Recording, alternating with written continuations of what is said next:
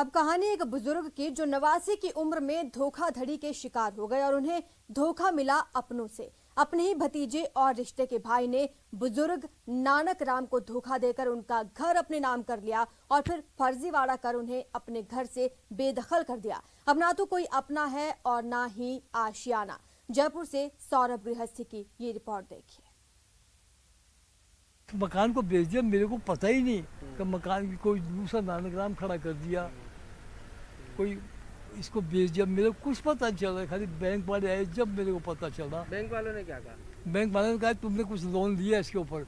मैंने कहा मैंने न तो कोई लोन लिया है और न किसी को बेचा है। ये है 89 साल के नानक राम सोनी।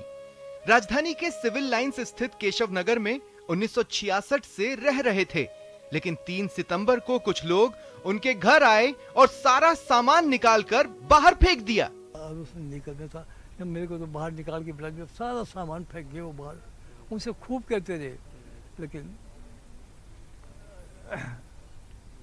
ये घटना हुई मेरे साथ। नानक राम द्वारा पूछने पर पता चला कि उनके मकान पर किसी रमेश चंद मीणा द्वारा 3 करोड़ 25 लाख रुपए का लोन ले रखा है। ये सुनकर नानक राम के होश उड़ गए।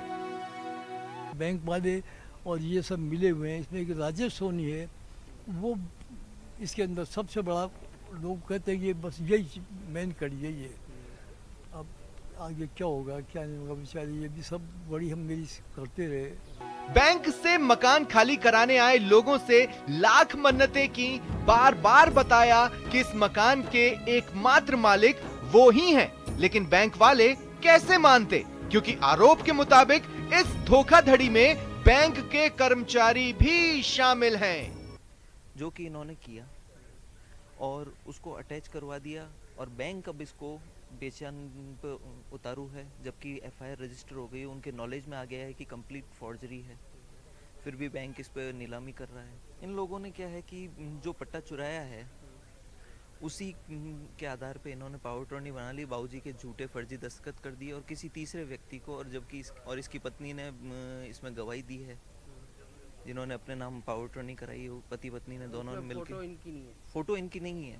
नानक राम अपने भतीजे और रिश्ते के भाई की धोखाधड़ी का शिकार हुए।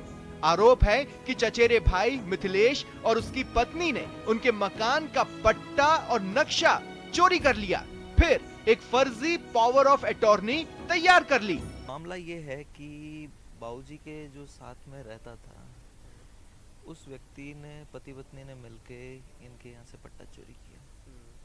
फिर किसी तीसरे व्यक्ति को अननोन है अभी तक, पुलिस गिरफ्तार करेगी तब पता चलेगा कि कौन है, पर उसको खड़ा करके इन लोगों ने एक फर्जी पावर टर्नी बनाई, फॉर्ज, जिसको रजिस्टर्ड करवाया इन्होंने, और उसी के आधार पे इन्होंने वेरी नेक्स्ट डे इसको बेचान कर दिया।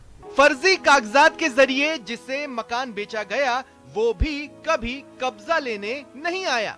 उसने भी फर्जी दस्तावेजों के जरिए बैंक से मकान पर 3 करोड़ 25 लाख रुपए लोन लेकर धोखाधड़ी की। सबसे बड़ा फोर्जरी हुई है कि इनकी जगह कोई डमी आदमी खड़ा किया है, उसके नाम रजिस्ट्री कराई है, वो नानक राम बनाया, जबकि नानक राम स्वयं है, और इनके साथ धोखाधड़ी हुई है।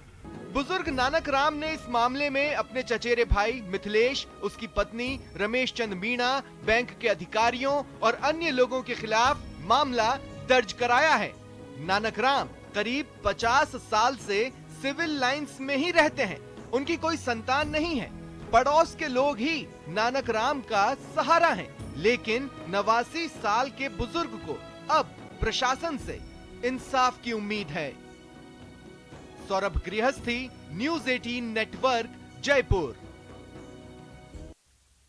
आजादी के अमृत महोत्सव के साथ